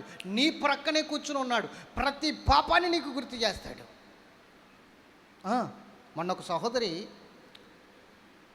ప్రార్థన చేస్తుంటే ఆమె చేస్తున్న చిన్న చిన్న చిన్న చిన్న పొరపాట్లన్నీ కూడా కనబడుతున్నాయట. పాత రోజులన్నీ దేవుడు చూపిస్తున్నాడు. ఆమె అనుకుంటుంది, ఇప్పుడు ఇవన్నీ గుర్తుకొస్తున్నాయేంటి ప్రభా, నాకు ఇవన్నీ గుర్తుకొస్తున్నాయి, ప్రార్థనలో ఉండలేకపోతున్నాయి, అవన్నీ పక్కకేంటి ప్రభా అని అడుగుతుందంట. ఏం గుర్తుకొస్తున్నాయి? ఎందుకు గుర్తు చేస్తున్నాడు? ఎందుకు గుర్తు చేస్తున్నాడు చెప్పాలి, ఒప్పుకోమని. కానీ ఈమె అనుకుంటుంది, నేను ఎప్పుడో యేసు ప్రభువుని నమ్ముకున్న తర్వాత బాప్తిసం తీసుకున్న తర్వాత అవన్నీ కడగబడ్డాయి, ప్రత్యేకంగా నేను ఒప్పుకోవలసిన అవసరం లేదు, ప్రత్యేకంగా నేను వాటిని ఒప్పుకుని విడిచిపెట్టవలసిన అవసరం లేదు. ఎప్పుడైతే యేసు దగ్గరికి వచ్చానో, ఎప్పుడైతే బాప్తిసం తీసుకున్నానో ఆల్రెడీ అవన్నీ కడగబడిపోయినట్లే యేసు రక్తంలోనే అని చెప్పేసి ఈమె భ్రమలో ఉంది. అలా చాలామంది ఉన్నారు ఈరోజు భ్రమలో. అయ్యా, ప్రత్యేకంగా ఒప్పుకోవడం ఏంటండి? ప్రత్యేకంగా ఒప్పుకోవలసిన పరిస్థితి ఏంటి? మరి ఇక్కడ రాసిన మాట ఏంటి? 8వ వచనంలో 16:8 ఒప్పింప చేస్తాడని రాసిందా లేదా? మాట్లాడరే. మరి ఒప్పింప చేస్తాడన్న మాట రాస్తున్నప్పుడు ప్రత్యేకంగా ఒప్పుకోవడం ఏంటండి? ఎప్పుడైతే యేసుని నమ్ముకున్నామో అప్పుడే ఆయన నామంలో కొట్టివేయబడ్డాయి కదా, అప్పుడే ఆయన నామంలో విడిచిపెట్టేశాం కదా, ఇంకో ఒప్పుకోవాల్సిన పరిస్థితి ఏంటి? మరి ఏం చేద్దాము? ఈ 16వ అధ్యాయం చింపేద్దామా మన బైబిల్లోంచి? పోనీ 8వ వచనాన్ని కొట్టేద్దామా? పెన్ తీసుకుని, మనకు వద్దు, కొట్టేద్దామా, చింపేద్దామా? దుర్మార్గంగా ఆలోచించకండి, దుర్మార్గపు పనులు చేయకండి. చెప్పే విషయం గమనించండి. ఒప్పింప చేస్తాడు అంటే ఆయన ఒప్పింప చేస్తాడు. అందుకే నీకు గుర్తొస్తున్నాయి. గుర్తొస్తున్నప్పుడు ప్రభు, అవును నాయనా, నేను ఆ పాపం చేశాను, ఆ తప్పు చేశాను, అతిక్రమాన్ని నేను ఒప్పుకుంటున్నాను ప్రభు అని ఒప్పుకో మర్యాదగా. దేవుడు క్షమించి నిన్ను యేసు రక్తంలో కడిగేస్తాడు. ఒప్పుకోవాలండి. ఒప్పుకోవడం ఏంటండి ప్రత్యేకంగా? అదో బోధండి. వాళ్ళు అలాగే చెప్తారండి. ఒప్పుకోవడం ఏం లేదండి. ఎప్పుడైతే యేసుని నమ్ముకున్నామో అప్పుడే కడగబడిపోయాయండి. ఎప్పుడైతే మనం యేసు దగ్గరికి వచ్చామో, ఎవడైతే క్రొత్తగా యేసులో జన్మిస్తాడో వాడు నూతన సృష్టి అండి. ఎవడైనా క్రీస్తునందుంటే వాడెవడు నూతన సృష్టి అండి. అవన్నీ పాతి కొట్టుకుపోనియండి, పాతి అన్నీ గతించిపోనియండి అని చెప్తారు. ఆ వాక్యానికి నేనేమి వ్యతిరేకని కాదు. ఆ వాక్యం ఎప్పుడు తెలుసా? ఈ వాక్యం నెరవేరిన తర్వాత ఆ వాక్యం నెరవేరుతుంది. అంతేగాని ఆ వాక్యం ముందు నెరవేరదు. ముందు ఒప్పుకోమన్న వాక్యం నెరవేరాలి, అప్పుడు ఆ వాక్యం నెరవేరుతుంది. మీకు ఇంకొక విషయం చెప్పనా? పోనీ ఒక్క వాక్యం అంటే ఏదో చెప్పేసాడులే అనుకుందాం. కానీ ఇంకొక విషయం నేను చెప్తాను. భక్తుడైన యోహాను మాట్లాడుతున్నాడు మొదటి పత్రికలో, తన మొదటి పత్రిక, యోహాను మొదటి పత్రికలో తీయండి, 1వ అధ్యాయం 7-8 వచనాలు చదవండి ఒకసారి. అయితే ఆయన వెలుగులోనున్న ప్రకారము మనమును వెలుగులో నడిచిన ఎడల మనం అన్యోన్య సహవాసం గలవారం ఎందుము. చెప్పండి. ఇప్పుడు ఆయన వెలుగులోనున్న ప్రకారం మనమును వెలుగులో నడిచిన ఎడల మనము కూడా అన్యోన్య సహవాసం కలిగిన వారం అవుతాం. అప్పుడు ఆయన కుమారుడైన యేసు రక్తము ప్రతి పాపము నుండి మనలను పవిత్రులుగా చేయను. మనం పాపం లేని వారిని చెప్పుకునే ఎడల మనము పాపము లేని వారమని చెప్పుకున్నామనుకో, మనల్ని మనమే మోసపుచ్చుకుందాము మరియు మనలో సత్యం ఉండదు. మన పాపములను, అది ఇక్కడ ఈ వాక్యం చూడండి, మన పాపములను మనం ఒప్పుకునే ఎడల ఆయన నమ్మదగిన వాడును నీతిమంతుడు గనుక ఆయన మన పాపములను క్షమించి సమస్త దుర్నీతి నుండి మనల్ని పవిత్రులుగా చేయను. ఇప్పుడు చెప్పండి, మన పాపములను మనము ఒప్పుకున్న ఎడల కప్పుకున్న ఎడల కప్పుకోవాలా చెప్పండి అమ్మా. ఒప్పుకోమని వాక్యం చెప్తుంటే సపరేట్గా ఒప్పుకునే పరిస్థితి ఏముంది బ్రదర్? సపరేట్గా ఒప్పుకోవాల్సిన అవసరం ఏముంది బ్రదర్? ఎవడైనా క్రీస్తునందు ఉంటే వాడు నూతన సృష్టి కదా. అవును, ఎప్పుడు ఈ వాక్యం నెరవేరితే, నువ్వు ఒప్పుకుంటే, విడిచిపెడితే ఆయన నిన్ను నూతన సృష్టిగా మార్చేస్తాడు. ఆయన నిన్ను పరిశుద్ధునిగా మార్చేస్తాడు. ఆయన నిన్ను నిర్దోషునిగా మార్చేస్తాడు. ఆయన నిన్ను నిష్కళంకునిగా మార్చేస్తాడు. తండ్రి ఎదుట నిన్ను నీతిమంతునిగా నిలబెడతాడు. మీకు అర్థం కాలా? ఒప్పుకోవాలి. మొట్టమొదటిగా ఒప్పుకోవాలి అంటే నీ వల్ల అవదు. సహాయకుడు రావాలి, సహాయకుడు నీకు సహాయం చేయాలి. అందుకని పరిశుద్ధాత్మ దేవుడు సహాయకుడు, ఆయన వచ్చి నీకు సహాయం చేస్తేనే నీ పాపాలు ఒప్పుకోగలదు, నీ అపరాధాలను ఒప్పుకోగలదు, నీ అతిక్రమాలను ఒప్పుకోగలదు. లేకపోతే ఒప్పుకోలేవు. నీ వల్ల కాదు. నువ్వు ఎప్పటికీ కూడా ఎలా ఉంటావంటే, ఏ పాపము చేయని నీతిమంతుడిలాగానే ఉంటావు, ఏ పాపము చేయని పరిశుద్ధునిలాగానే ఉంటావు, పవిత్రుల్లాగానే ఉంటావు. అది కరెక్ట్ కాదు నాన్న, అది ఎంత మాత్రమూ కరెక్ట్ కాదు. దావీదు కూడా పాపం చేసి నేనేమి ఎరగనన్నట్లుగా బతికేస్తుంటే పరిశుద్ధాత్మ దేవుణ్ణి పంపించాడు నాతాను ప్రవక్త ద్వారా. నాతాను ప్రవక్త వచ్చాడు అనుకుంటాం మనం, కాదు. పరిశుద్ధాత్మ దేవుడు వచ్చి నాతాను ప్రవక్త రూపములో దావీదుని గద్దించి గుర్తు చేస్తున్నాడు, ఇది నీ పాపం, నువ్వు మరణానికి పాత్రుడు, ఇప్పుడైనా మెలకువ కలిగి ఒప్పుకో, లేకపోతే చచ్చిపోతావు, నువ్వు మరణానికి పాత్రుడు అని చెప్పాడు. ఆ మాట చెప్పగానే దావీదుకి ఒక్కసారిగా మైండ్ బ్లాక్ అయిపోయింది. అవును కదా, నేను పాపం చేశాను కదా, పాపం చేసి ఏ చింత లేని వాడిగా ఉన్నానేంటి, ఏ తప్పు చేయని వాడిగా ఉన్నానేంటి, నేను ఇలా కనబడుతున్నానేంటి, చిచ్చి నేను ఇలా మారిపోయానేంటి అని వెంటనే అక్కడ మోకాలేసి 7 రోజులు ఫాస్టింగ్ ప్రేయర్ పెట్టుకున్నాడు. ఎన్ని రోజులు చెప్పాలి? పరిశుద్ధాత్మ దేవుడి సహాయం ద్వారా 7 రోజులు ఫాస్టింగ్ ప్రేయర్. ఈరోజు నేను చెప్తాను, దేవుని బిడ్డలారా, ఇంకా చాలా విషయాలు చెప్పాలి. కాబట్టి ఈ సహాయకుడు అనే అంశం ఈ రోజుతో అవేది కాదు, 4-5 వారాలు కొనసాగుతుంది. స్తోత్రం చెప్పాలి గట్టిగా. 4-5 వారాలు కొనసాగుతుంది. కాబట్టి జాగ్రత్తగా వినండి. మొట్టమొదటిగా నువ్వు గ్రహించుకోవలసిన విషయం, అమ్మా జాగ్రత్తగా వినండి, నువ్వు గ్రహించుకోవలసిన విషయం, సహాయకుడు లేకుండా నువ్వు మొట్టమొదటిగా పాపాలు ఒప్పుకోవడం మొదటి అడుగు. సహాయకుడి ద్వారా నువ్వు మొదటిగా నీ సహాయం ఏంటో తెలుసా? ఆయన చేసే సహాయము పాపాలు ఒప్పుకోవడం. చెప్పండి. ఎస్. తర్వాత మనకు ప్రార్థన ఎలా చేయాలో తెలియదు. రెండవదిగా ప్రార్థన చేసే విషయంలో సహాయం చేస్తాడట. ఏం చేస్తాడు ఆయన? ఆయన సహాయం, రెండో సహాయం ఏంటి? జెంట్స్ చెప్పాలి, బాయ్స్ చెప్పాలి. ఆయన రెండో సహాయం ఏంటి? ప్రార్థన. నేను ఇందాక అడిగాను కదా, ఎలా ప్రార్థించాలో మనకు ఎవరికి, నాకు తెలీదు. కానీ నేను ఆయన సహాయం తీసుకుంటాను. ఏం చేస్తానో తెలుసా? మోకాళ్ళు వేసి, తండ్రి పరిశుద్ధాత్మ దేవుణ్ణి నాకు సహాయకుడిగా పంపించు, నేను ప్రార్థన చేయాలనుకుంటున్నాను, నాకు రాదు, యుక్తముగా ఎలా ప్రార్థించాలో నాకు రాదు, కాబట్టి నాకు సహాయం చేస్తే పరిశుద్ధాత్మదేవా నేను ప్రార్థన చేస్తాను. ప్రార్థన ఆత్మగా నా మీదకి రా, ప్రార్థన అభిషేకముతో నా మీదకి రా, నేను ప్రార్థన చేయాలి కనుక నా మీదకి ప్రార్థన ఆత్మవలే వచ్చి నా నోటని ఉచ్చరింప సాక్ష్యము కాని వీలు కాని విషయాలతో నేను ప్రార్థించేటట్లు సహాయం చేయి ప్రభు అని ప్రార్థన చేస్తాను. అప్పుడు పరిశుద్ధాత్మ దేవుడు మన మధ్యకు వచ్చి మనల్ని ప్రార్థన ఆత్మలోనికి నడిపిస్తాడు. ఆమేన్. అర్థమవుతుందా? చాలామంది అంటారు, ప్రార్థన చేయలేకపోతున్నాను బ్రదర్, మోకాలు వేస్తున్నాను కానీ 2 నిమిషాల కన్నా 5 నిమిషాల కన్నా ఎక్కువ ప్రార్థన చేయలేకపోతున్నాను బ్రదర్, ఏం చేయాలంటారు బ్రదర్ అని అడుగుతారు చాలామంది. నేను అంటాను, నువ్వేమి చేయొద్దు, ఏమి చేయొద్దు. నువ్వు మోకాలు వేసిన వెంటనే పరిశుద్ధాత్మ దేవుని సహాయం కోరుకో. పరిశుద్ధాత్ముడా, ప్రార్థన చేయాలనుకుంటున్నాను, నేను ఎలాంటి డిస్టర్బ్ కాకుండా, ఎలాంటి లోక సంబంధమైన ఆలోచనలు నాకు రాకుండా, పరిశుద్ధాత్ముడా నీ ఆత్మ ద్వారా నన్ను తాకి, ప్రార్థన ఆత్మ ద్వారా నన్ను నింపి, నేను ప్రార్థించడానికి నాకు సహాయం చేయ ప్రభు అంటే ఆయనే వచ్చి నీ పక్కన కూర్చుని నీకు బదులుగా ప్రార్థించడం మొదలు పెడతాడు.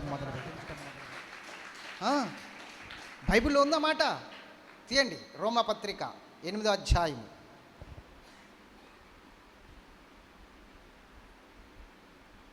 26వ వచనం. అటువలే అందరూ తీసారా? 26వ వచనం.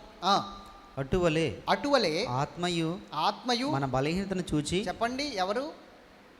ఆత్మయు అనగా పరిశుద్ధాత్ముడు, సహాయకుడు.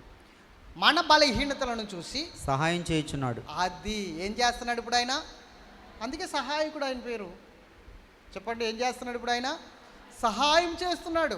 ఏం సహాయం చేస్తున్నాడు? రెండవదిగా ఎలయనగా మనం యుక్తంగా ఎలాగో ప్రార్థన చేయవలెను. మనం యుక్తముగా అంటే దేవునికి నచ్చేటట్లు, దేవుడు మెచ్చేటట్లు, దేవుడు సంతోషపడేటట్లు ఎలా ప్రార్థన చేయాలో మనకి తెలియదు బిడ్డ, తెలీదు. దేవుడు మెచ్చేటట్లు, దేవుడు నచ్చేటట్లు, దేవునికి ఇష్టమయ్యేటట్లు మనం ఎలా ప్రార్థన చేయాలో మనకి తెలియదు. కానీ ఉచ్చరింప సఖ్యము కాని మూలుగులతో ఆత్మ తానే మన పక్షముగా విజ్ఞాపనం చేయుచున్నాడు, ప్రార్థన చేయుచున్నాడు. విజ్ఞాపన అనగా అర్థం ఏమిటి? విజ్ఞాపన అనగా అర్థం ఏంటి?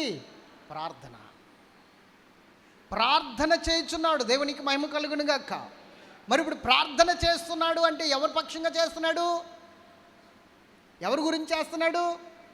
నేను మోకాళ్ళు వేసిన ఆయన సహాయం తీసుకున్నాను, నేను చేయలేకపోతున్నాను, నా వల్ల అవ్వట్లేదు. ప్రార్థన చేస్తున్నాడు. నా బలహీనత, నేను ప్రార్థన చేయలేకపోతున్నాను, అదో బలహీనత నాకు. కాబట్టి నేనేం చేయాలి ఇప్పుడు? నేను చేయలేకపోతున్నాను కాబట్టి ఏం చేయాలి ఇప్పుడు? ఇప్పుడు ఒక బరువైన వస్తువు ఉందండి, పచ్చగడ్డి మోపో లేకపోతే పుల్లల మోపో ఏదో మోపు, ఒక బస్తా ఏదైనా ఉందనుకోండి, అక్కడ మన వల్ల అవ్వట్లేదు, ఒక్కళ్ళమే ఉన్నాం. అప్పుడు ఏం చేయాలి?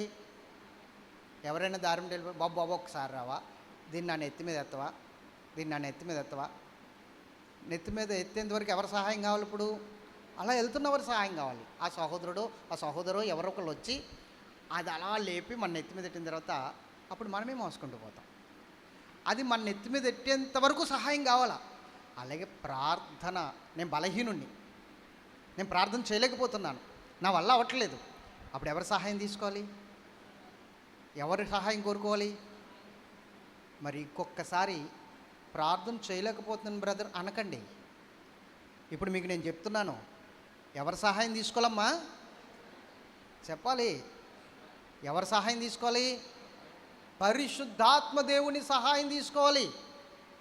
ఆయన సహాయం ద్వారానే మనం ఏదైనా చేయగలుగుతాం, మనం ఏదైనా సాధించగలుగుతాం. ఆయన సహాయం లేకుండా గడ్డి పరక్కూడా నువ్వేం చేయలేవు, నీ వల్ల ఏం కాదు. ప్రార్థన ఎలా చేయాలో కూడా తెలియదు మనకి, ప్రార్థన ఎలా చేయాలో కూడా తెలియదు మనకి. అర్థమైందా? దేవునికి స్తోత్రం చెప్పండి. హల్లెలూయా. ఇది రెండో విషయం, సహాయకుడు చేసే రెండో సహాయం. ప్రార్థన ఎలా చేయాలో కూడా ఆయన నేర్పిస్తాడు. ఆనాడంటే శిష్యులు అడిగారు, యేసు ప్రభు నేర్పించాడు. మరి ఈరోజు మనం ఎవరిని అడగాలి? మన మధ్యనున్న పరిశుద్ధాత్మ దేవుణ్ణి అడగాలి. ఆయన సహాయమే తీసుకోవాలి. ఆయన అడిగి ఆయన సహాయం తీసుకుని, ప్రభువా నాకు ప్రార్థన నేర్పు, నేను ప్రార్థన చేస్తున్నాను, నాకు సహాయం చేయని అడిగితే ఆయన సహాయం చేస్తాడు, అద్భుతముగా సహాయం చేస్తాడు. గట్టిగా స్తోత్రం చెప్పండి. అర్థమైందా? ఇప్పుడు చెప్పండి, ప్రార్థన చేయలేకపోతున్న బలహీనమైన మనస్సు కలిగిన వాళ్ళం కదా మనం. ఇప్పుడు ఎవరు సహాయం తీసుకుంటే ప్రార్థన చేయగలదు? మరి అప్పుడు ఎలా ఉంటుందో తెలుసా? ప్రార్థన పావు గంట అవుతుంది, ముగింపు రాదు. అరగంట అవుతుంది, ముగింపు రాదు. 30 గంట అవుతుంది, ముగింపు రాదు. గంట అవుతుంది, ముగింపు రాదు. ఎందుకంటే ఉచ్చరింప సాక్ష్యము కానీ మూలుగులతో మన పక్షంగా ఆయన విజ్ఞాపన చేస్తుంటే మనం ఎలా ఉంటామో తెలుసా? పరవశములో ఉంటాం. టైం ఎంత అవుతుందో తెలియదు, ఆకలి వేస్తున్నా తెలియదు, దాహం వేస్తున్నా తెలియదు. దేవునికి స్తోత్రం చెప్పాలి. కొంతమంది ప్రార్థన చేసుకుంటే లీటర్ బాటిల్ తాగేస్తారు పక్కన పెట్టుకుని, ఇంకేం తెలీదు. ఏం చేస్తాం మనం? చెప్పాలి, చెప్పరేటండి. ప్రభువా ప్రార్థన నేర్పయ్యా, ప్రార్థించకుండా నేనుండలేనయా. ప్రభువా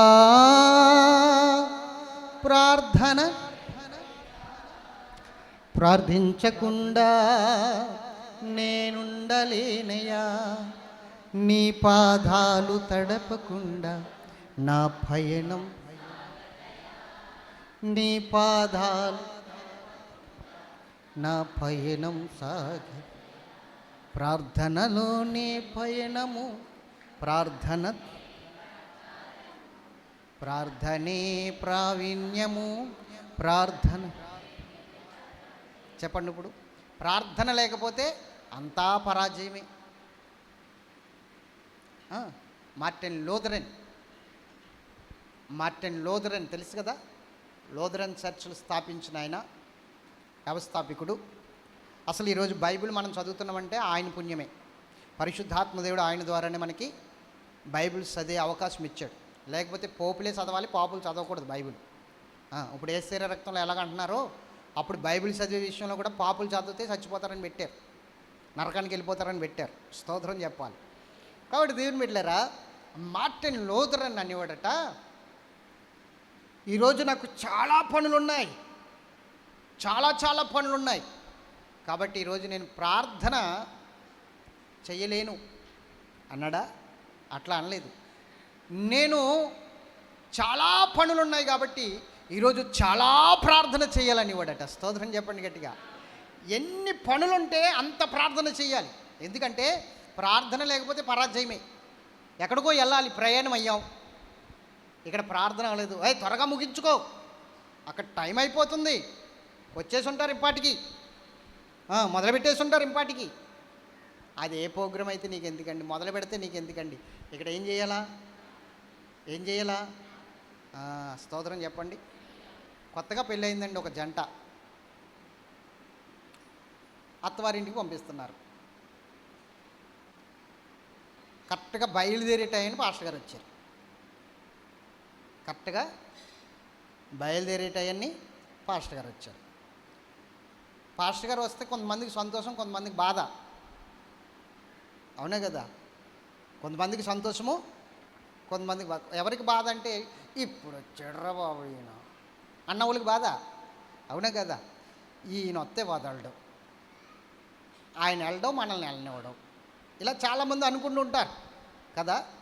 అయితే ఈ దైవజనుడు వచ్చేసరికి కొంతమందికి బాధ, ఈ నెలమనలేరు, టైం అయిపోతుంది, బస్సు వచ్చేస్తుంది, ఏం చేయాలి? స్తోత్రం చెప్పండి గట్టిగా, హల్లెలూయా. అయితే పాస్టర్ గారు అన్నారు, ప్రార్థన చేస్తానమ్మా, మోకరించండి అని చెప్పేసి ఆయన ప్రార్థన చేస్తే బాగుండేది. ఒక 5 నిమిషాలు వాక్యం కూడా చెప్పాడు ఆయన. ఇలాగ ఏం జరిగిందో తెలుసా? బస్సు వెళ్ళిపోయింది. ఇంక వీళ్ళు పెద్దలు ఉంటారు కదా వెనకాల, కారాలు మిరియాలు నూరేస్తున్నారు రోని. పాస్టర్ గారిని అనలేక వాళ్ళని తిట్టేస్తున్నారు. వాళ్ళకి అర్థం కావట్లేదు, అవన్నీ పాస్టర్ గారికే. ఎవరికి అవన్నీ? ఎవరికి? పాస్టర్ గారికే. కానీ ఆయన అప్లై చేసుకోవాలి, ఆయన అప్లై చేసుకోడు. ఎందుకంటే అలా అప్లై చేసుకుంటే దేవుడి నీతిని నెరవేర్చలేడు ఆయన. ప్రభువా వారిని క్షమించని చెప్పేసి వెళ్ళిపోయాడు ఆయన. ప్రార్థన చేసి బస్సు దాటిపోయింది. మరలా 1 గంట దాకా బస్సు లేదు. ఏం పని చేశారు మరి? ఏం చేయమంటా? పాస్టర్ గారు వస్తే వెళ్ళిపోమన్నా, ఆయన అక్కడ కూర్చోబెట్టి మేము వచ్చామా? పాస్టర్ గారు వచ్చినప్పుడు మరి దైవజనుడు మర్యాద ఇవ్వాలి కదా, గౌరవం ఇవ్వాలి కదా. దైవజనుడు ఎందుకు వచ్చాడు? ప్రార్థన చేయడానికి వచ్చారు. ప్రార్థన చేయడానికి వస్తే ఇలా ఊరు వెళ్తున్నామని చెప్పాలి కదా, చిన్న ప్రార్థన చేయమనాలి కదా. వాక్యం చెప్తుంటే కూర్చోబడిపోయారు, సతికిలు పడిపోయారు. మరి ఆయన చెప్తే అలా ఉంటుంది. మరి సతికిలు పడిపోవాలి, దేవుడు మాట్లాడుతున్నాడు అక్కడ. ఏం చేయమంటావు? కాదనుకుని ఎలా వచ్చేయమంటావు అంటే ఆ డిస్కషన్ అయ్యేలోగా నీకు అర్థమవుతుందా ఏం జరిగిందో తెలుసా? పక్కనున్న సహోదరుడు ఆటో వేసుకొచ్చి, నేను మిమ్మల్ని దింపేస్తాను పలానా స్టేషన్ దగ్గర, మీరు రండి అని చెప్పేసి ఆ ఆటో మీద ఆన్ స్టేషన్లోకి తీసుకెళ్ళాడు పక్కనున్న సహోదరుడు. ఈలోగా బస్సు వెళ్ళింది కదా ముందు. ఆ బస్సు వీళ్ళు వెళ్తున్న మధ్యదారిలోనే ఆగిపోయి కనిపించింది వీళ్ళకి. ఎందుకో చెప్పనా? ఆ టైర్ ప్యాచ్ పడిపోయింది, దానికి స్టెప్ని కూడా లేదు. మరలా ఆ ప్యాచ్ వేయడానికి ఎక్కడి నుంచో రావాలి. ఇప్పుడు ఆ ప్యాచ్ వేయాలి, మరలా దానికి గాలి కొట్టాలి, ఆ టైరు పట్టుకెళ్ళి తీసుకురావాలి, అప్పుడు దాకా బస్సు ఆగాలి. ఈలోగా ట్రైన్ ఆగుతుంది. అక్కడ ట్రైన్ ఆగుతుందా? ఆ బస్సులోనే కూర్చుంటే ఆ బస్సుకే వెళ్తే పాస్టర్ గారు రాకపోతే ఆ బస్సుకి వెళ్ళిపోదురు, ఆ బస్సు ఎక్కేదురు, అక్కడ మధ్యలో ఆగిపోదురు, ట్రైన్ వెళ్ళిపోను. కానీ పాస్టర్ గారు రావడం వలన, వీళ్ళ బస్సు మిస్ అవ్వడం వలన, వీళ్ళకి ఆటో మీద వెళ్ళడం వలన ట్రైన్ దొరికింది. ఇప్పుడు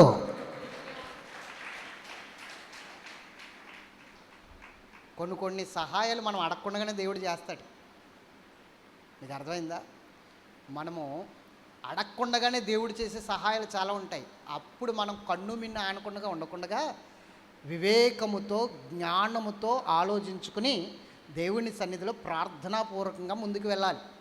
ప్రార్థన అవుతుందంటే లేట్ అవుతుందని, ప్రార్థన చేసుకుంటే లేట్ అవుతుందని కంగారు పెట్టొద్దు ఎప్పుడు కూడా. ప్రయాణాలు చెయ్యి, తప్పులేదు. నువ్వు బయటికి వెళ్తే మరలా క్షేమంగా ఇంటికి రావాలంటే దేవుడిని కాపుదల ఉండాలా వద్దా? ఆయన నీకు సహాయం చేయాలా వద్దా? అప్పుడు నువ్వేం చేయాలి? ప్రార్థన చేసుకుని బయలుదేరితే నీ మార్గమంతట్లో దేవదూతలకు ఆజ్ఞాపిస్తాడు, నీ పాదములకు రాయి తగలకుండా. దేవదూతలకు ఆజ్ఞాపిస్తాడు ఆయన. నువ్వు ప్రార్థన చేసుకుని బయలుదేరితే నీ పాదములకు రాయి తగలకుండా నిలబడాలా. అది ఆయన టార్గెట్. అందుకని నువ్వు సహాయం కోరుకో. ప్రభువా, నేను బయటికి వెళ్తున్నాను, నాకు సహాయం చేయి, నాతో రా, నన్ను తీసుకుని వెళ్ళు, నీ దూతలకు ఆజ్ఞాపించు. ఇది నువ్వు చేయవలసిన ప్రార్థన. ప్రార్థనలో కూడా ఆయన సహాయం తీసుకోవాలి. రైట్? దేవునికి మహిమ కలుగును గాక. చెప్పాలి ఇంకొకసారి హల్లెలూయా. ఇంకొకసారి చెబుదాం. మూడవదిగా, ఈ మూడవది చెప్పి నేను ముగిస్తాను. తర్వాత వచ్చే వారం ఇంకా సబ్జెక్ట్ తీసుకుందాం. సహాయకుడి సబ్జెక్ట్ చాలా ఉన్నతంగా ఉంటుంది, చాలా లోతుకు ఉంటుంది. వచ్చే వారం కూడా మనం నేర్చుకుందాం. చాలా లోతైన విషయాలు ఉంటాయి వచ్చే వారం. స్తోత్రం చెప్పాలి. దేవుని బిడ్డలారా, మూడో విషయం ఏంటంటే దేవుని చిత్తము చేయడం అనేది మనకు తెలియదు. తెలుసా? చెప్పండి. దేవుని చిత్తం ఏమిటో మనం గమనించగలదుమా? అసలు మన పట్ల దేవుని ఉద్దేశం ఏమిటి? మన పట్ల దేవుని సంకల్పం ఏమిటి? దేవుడు మన కోసం ఏమి సిద్ధపరిచాడు? దేవుడు మన కోసం ఏమి ఏర్పాటు చేశాడు? ఆయన సంకల్పం ఏమిటి? ఆయన ఉద్దేశం ఏమిటి? మనం ఎలా ఉంటే ఆయన సంతోషిస్తాడు? మనం ఏం చేస్తే ఆయన ఆనందిస్తాడు? మనం ఎలా ఉంటే ఆయన పరలోక రాజ్యంలో మనకి స్థానం ఏర్పాటు చేస్తాడు? మనల్ని భూమి మీదకి ఆయన ఎందుకు పంపాడు? భూమి మీద మనం ఏం చెయ్యాలని, మన కర్తవ్యం ఏమిటో మనం తెలుసుకోవడానికి పరిశుద్ధాత్మ దేవుని సహాయం తీసుకోవాలి. దేవునికి స్తోత్రం చెప్పండి. అవునండి, ఈ రోజున ఆత్మీయ విషయాలు అనేవి ఈ కంటికి కనబడవు. ఆత్మీయ కార్యాలు, ఆత్మీయ విషయాలు ఈ చెవికి వినబడవు. మీకు అర్థమవుతుందా? ఈ కంటికి కనబడవు అవేమి, ఈ చెవికి వినబడవు. దానికి ఆత్మీయ చెవి కావాలి. ఆత్మ సంబంధమైన మాటలు వినాలంటే ఆత్మీయ చెవి. అలాగే ఆత్మ సంబంధమైన కార్యాలు చూడాలి అంటే ఏం కావాలి? ఈ కన్నులు కాదు, మన కన్నులు తెరవబడాలి. ఆత్మీయ నేత్రాలు తెరవబడాలి. ఎప్పుడైతే ఆత్మీయ నేత్రాలు తెరవబడతాయో అప్పుడు మన కోసం దేవుడు ఏమి సిద్ధపరిచాడో, మనం ఏమి చెయ్యాలని ఆయన కోరుకుంటున్నాడో మనం చక్కగా ఆయన స్వరము వినగలదుము, ఆయన పని చేయగలదుము. స్తోత్రం చెప్పండి గట్టిగా. ఆయన స్వరము వినాలి, ఆయన పని చెయ్యాలి. గుర్తుంచుకోండి, ఆయన స్వరము విని ఆయన పని చెయ్యాలి అంటే మనం ఈ రోజున ఆత్మదేవుని సహాయం తీసుకోవాలి. ఆ సహాయకుడు మరలా మనకి కావాలి. ప్రార్థించాలి, ప్రభా దేవుడు నాకేమి సిద్ధపరిచాడో అవి కంటికి కనబడట్లేదు, చెవికి వినబడట్లేదు, హృదయానికి అగోచరముగా ఉన్నవి గనక మాకు సహాయం చేయండి అయ్యా. దేవుని స్వరము వినేటట్లు, ఆయన పని చేసేటట్లు, ఆయన చిత్తాన్ని వెతికేటట్లు పరిశుద్ధాత్మదేవా మాకు సహాయం చేయండి అని ఆయన్ని మరలా సహాయం కోరుకోవాలి. కోరుకోవాలి. చూడండి, కొరింథీయులకు రాసిన మొదటి పత్రిక 2వ అధ్యాయము 9వ వచనం కాడి నుంచి చదవండి. ఇందును గూర్చి దేవుడు తను ప్రేమించు వారి కొరకు, దేవుడు తను ప్రేమించు వారి కొరకు ఏమి సిద్ధపరిచెనో అవి కంటికి కనబడలేదు, చెవికి వినబడలేదు, మనుష్యుని యొక్క హృదయమునకు గోచరము కాలేదు అని వ్రాయబడి ఉన్నది. చూసారా? ఇక్కడ ఈ మాటలు చూడండి. ఇందును గూర్చి దేవుడు తన్ను ప్రేమించు వారి కొరకు ఏమి సిద్ధపరిచెనో, దేవుడు ప్రేమించిన వారికి ఏమి సిద్ధపరిచాడు అవంట.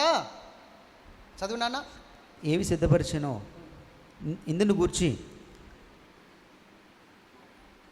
దేవుడు తను ప్రేమించే వారి కొరకు చదువు నాన్న. ఏవి సిద్ధపరిచెనో అవి కంటికి కనబడలేదు, చెవికి వినబడలేదు, మనుష్య హృదయమునకు గోచరము కాలేదు, మనుష్యుని హృదయమునకు గోచరము కాలేదు అని రాయబడినది. ఇప్పుడు ఒక విషయం గమనించండి. దేవుడు ప్రేమించు వారికి అనగండి, దేవుడు తన్ను ప్రేమించు వారికి, దేవుణ్ణి ప్రేమిస్తున్న వారికి ఏమేమి సిద్ధపరచాడో ఆయన ఇచ్చేయాలి కదా. ఇచ్చేలా వద్దా? ఇవ్వవద్దా? ఎవరికి కనబడలేదంట? ఆ లోక సంబంధులకి అయితే కనబడలేదంటే అదొక అర్థం. అవునే కదా? లోక సంబంధులకి అర్థం కాలేదంటే అదొక అర్థం. దాని గురించి మనం వేరే మాట్లాడుకోవాల్సిన అవసరం లేదు. ఎందుకంటే వాళ్ళు లోక సంబంధులు కాబట్టి వారు కనిపెట్టలేకపోయారు, వారు గ్రహించలేకపోయారు, వారు చూడలేకపోయారు. కానీ తండ్రి ప్రేమించు వారికి దేవుణ్ణి ప్రేమించే వారికే కనబడట్లేదంటే ఇక్కడ ఆయన ఏం సిద్ధపరిచాడు, దేవుణ్ణి ప్రేమించే వారికే ఆయన అర్థం కావట్లేదంట ఆయన ఏమి ఏర్పాటు చేశాడు, ఆయన ఏం మాట్లాడుతున్నాడు కదా.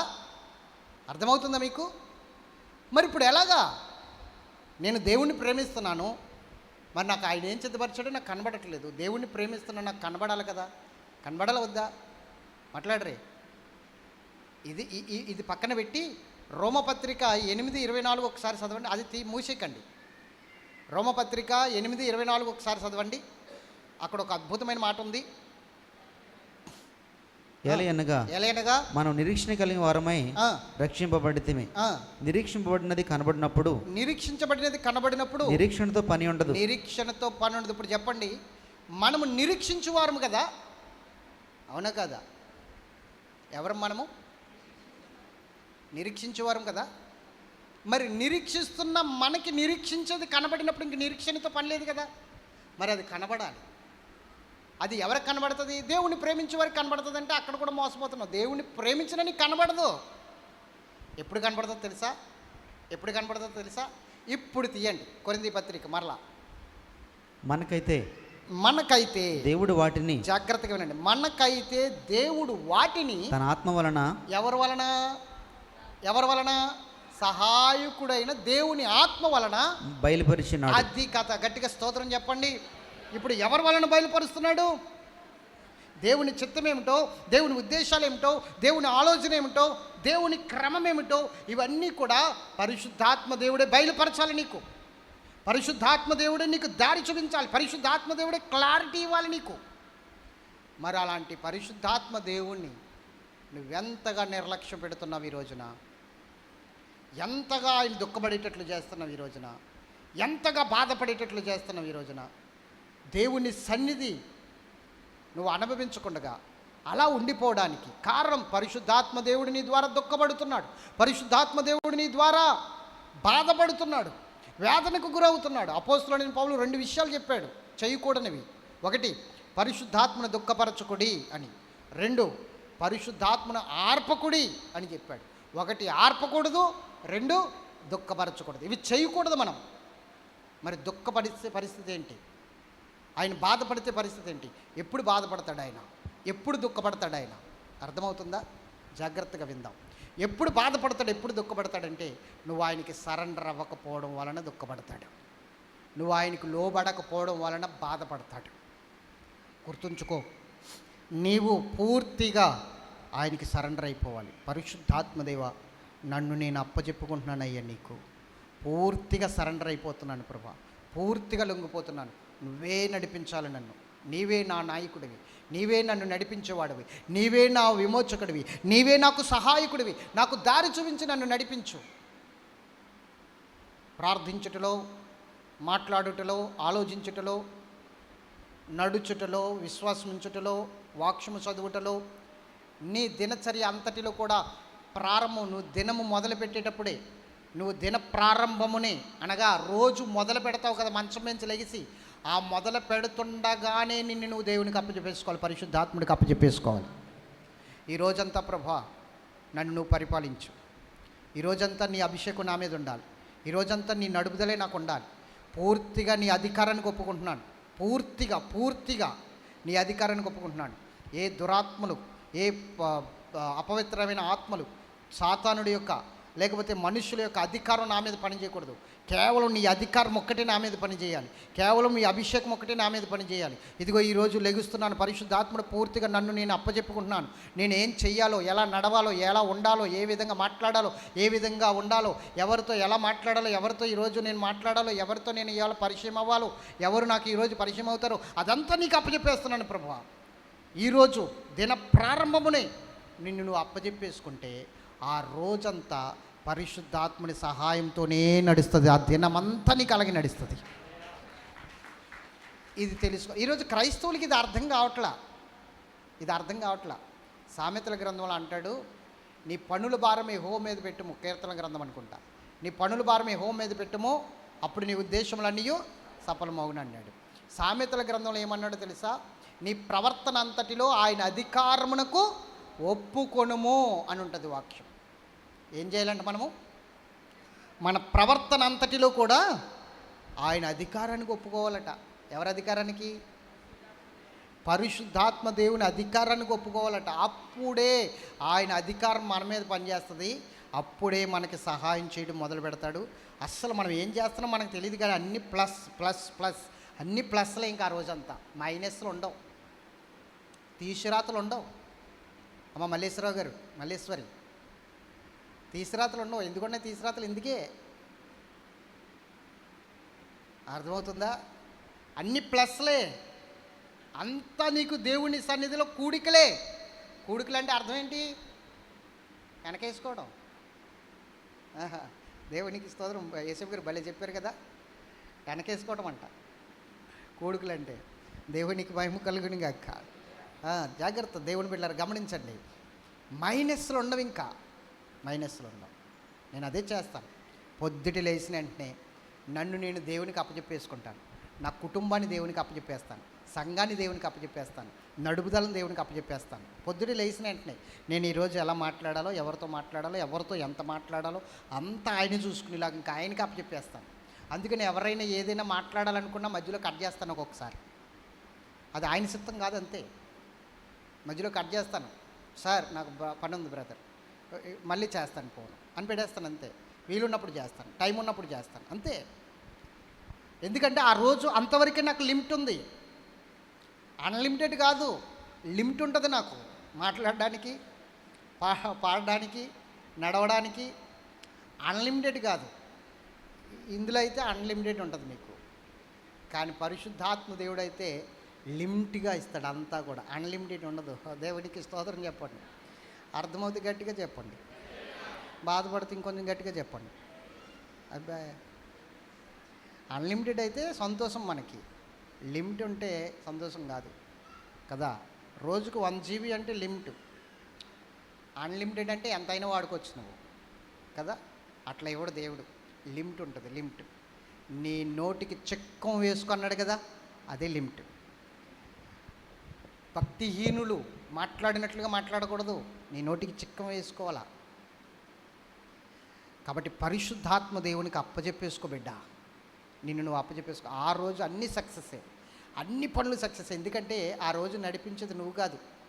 ఈరోజు ఏం జరుగుతుందో అని టెన్షన్ పడవలసిన అవసరం లేదు. బీపీ తెచ్చుకోవాల్సిన పని లేదు, షుగర్ పెరిగిపోవలసిన పని లేదు. ఆ రోజంతా ప్రశాంతంగా ఉంటుంది. పరిశుద్ధాత్మ దేవుడు నడిపించేస్తాడు మొత్తం అంతా.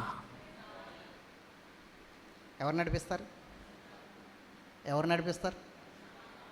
ఆయన నడిపించేస్తాడు. ఇంకంత ప్రశాంతంగా ఉంటుంది అన్నమాట. ఎంత అద్భుతమైన నడుపుదలో తెలుసా? ఆ రోజు ఎంత చక్కగా ఉంటుందో తెలుసా? ఎంత ప్రశాంతంగా ఉంటుందో తెలుసా? ఒక్కసారి అప్పచెప్పుకుని చూడు. మొన్న ఒక సహోదరుడు ఇంటికి వచ్చాడు ప్రార్థన చేయించుకోవడానికి. సేవకుడే వస్తాడు, నెల వస్తాడు. ఏదో సహాయం నాకు తోసిన మట్టికి చేస్తాను. బయట సేవకుడు, చిన్న సేవకుడు. నాకు తోచిన సహాయం ఆ దైవజనుడు వస్తాడు, సహాయం చేస్తాను. ఆయన అంటున్నాడు, మా సంఘం 30 మంది అండి. 30 మందిలో వారానికి 300 సమస్యలు అట్టుకొస్తారండి. ఎన్ని సమస్యలు? 300 సమస్యలు.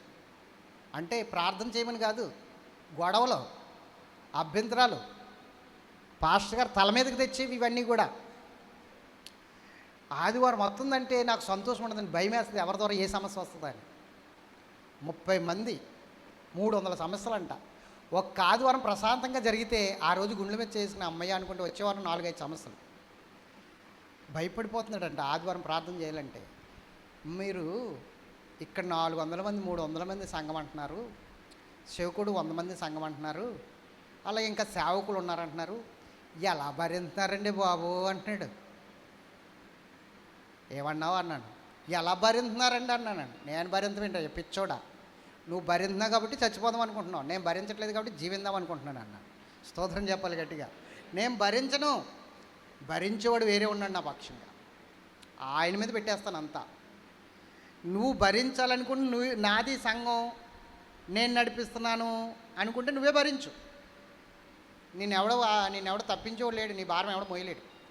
కాబట్టి ఆయన భారం ఆయనే మొయ్యాలి. ఎవరు మోయగలుగుతారు?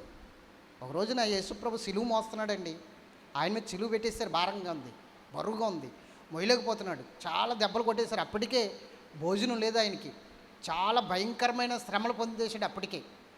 కొరడ దెబ్బలు, ఈ 41 తక్కువ 40 కొరడ దెబ్బలు, ఏపుడు గుద్దులు, ముఖం మీద ఉమ్ము, అవమానం, భోజనం లేదు, ఏమీ లేదు. భయంకరమైన శ్రమలు అంతకు ముందు నుంచే. మరి అంత భయంకరమైన శ్రమలతో సిలువ ఎలా మోయగలుగుతాడు? ఆ సిలువ మోస్తుంటే ఎక్కడి నుంచో వస్తున్నాడు ఒక వ్యక్తి. ఆ బొట్లు ఆయన పట్టుకుని, రే కాసేపు నువ్వు సిలువ మొయ్యి, ఆయన పక్క పెట్టు, నువ్వు మొయ్యి అన్నారు. ఆయన పేరేంటి తెలుసా? కురేనీయుడైన సిమోన్. ఏం పేరు? కురేనీయుడైన సిమోన్. ఈ సబ్జెక్ట్ వేరే చెప్తాను ఒకసారి. ఆ సబ్జెక్ట్ చాలా పెద్ద సబ్జెక్టు, ఆత్మీయంగా ఉంటుంది ఆ సబ్జెక్టు, చెప్తా. ఈ కురేనీయుడైన సిమోను సిలువ మోస్తకి వచ్చి యేసుబాబు సిలువ అంటే యేసుబాబు అప్పుడు పడిపోయాడు. ఆయన పడిపోతే ఈ సిలువ ఈయన ఎత్తుకుని 2 అడుగులు మోసేసరికి తల్లడిల్లిపోతున్నాడు, త్రొట్టిల్లిపోతున్నాడు, ఆ బరువు మోయలేకపోతున్నాడు. అది సెక్క అనుకుంటున్నావా? సమస్త మానవాళి పాపం పాపం పాపం పాపం, అర్థమవుతుందా? సమస్త మానవాళి పాపం సిలువ రూపములు మోస్తున్నాడు. వీళ్ళకి సిలువలా కనబడుతుంది, భటులకి, సైనికులకి సిలువలా కనబడుతుంది, పిలాతుకి సిలువలా కనబడుతుంది, అక్కడున్న వారికి సిలువలా కనబడుతుంది. ఆ కురేనీయుడు సిమోనుడికి కూడా సిలువలాగానే కనబడుతుంది, ఒక కొయ్యలా కనబడుతుంది. కానీ అది సమస్త మానవాళి యొక్క పాప భారం. ఎవరు మోయగలుగురు? ఎవరి వల్ల అవుతుంది? వాడు ఇలాగంటున్నాడు, అడుగేయలేకపోతున్నాడు, అడుగు తీయలేకపోతున్నాడు. ఆ సమయంలో యేసుబాబు మరలా వెళ్ళి ఎదురుగుండకి వెళ్ళి, ఆగు నాయన ఆగు, నీ వల్ల కాదు, నేను మోస్తాను, నాకు ఇచ్చే అన్నాడు. లేదు ప్రభు, అక్కడ దాకా మోస్తా. పై మాటకి అక్కడ దాకా లేదు, ఇక్కడ దాకా చచ్చిపోతారు బాబు, ఇచ్చేరా. ఇది ఎవరు మొయ్యలేరనే నేను అక్కడి నుంచి ఇక్కడికి దిగొచ్చాను, అక్కడి నుంచి ఇక్కడికి దిగొచ్చి నేను మోస్తున్నాను. నువ్వేం మోస్తా? చచ్చిపోతావు, ఇచ్చేయి. వెంటనే తీసేసుకుని భుజం మీద పెట్టుకుని ఆయనే తూలుతూ కల్వరి గిరి వరకు మోసుకెళ్ళిపోయాడు. కల్వరి గిరి వరకు మోసుకెళ్ళిపోయాడు. దేవుని బిడ్డలారా, మరి నువ్వు మొయ్యగలదువా సేవాభారం? ఇది రాజ్యభారం, నువ్వు మొయ్యగలదువా? సేవకుడా నువ్వు మొయ్యలేవు, నీ వల్ల కాదు. అందుకే ఆయన మీద పెడితే ఆయన మోస్తాడు. ఆయనది సంఘం. నీ బండ మీద నా సంఘమును అన్నాడా? మరి ఆయన సంఘం కాబట్టి ఆయనదే భారం. ఏమి లేకపోయినా ఆయన మీద పెట్టేస్తాను ప్రభా. మరి సంఘంలో ఇది లేదు, మరి చూసుకో. వచ్చే వారానికి ఇది అవసరం, చూసుకో. సంఘంలో వీళ్ళు లేరు, అవసరం, చూసుకో. అద్భుతముగా దేవుడు కార్యం చేసేస్తాడు. కాబట్టి సహాయకుడు, చెప్పండి, సహాయకుడు. ఎంతమందికి అర్థమైంది? ఎస్. దేవుడి మాటలు దీవించునుగాక. అర్థమైందా లేదా? ఎంతమందికి అర్థమైంది? దేవుడు మిమ్మల్ని దీవించునుగాక. ప్రార్థన చేసుకుందాం.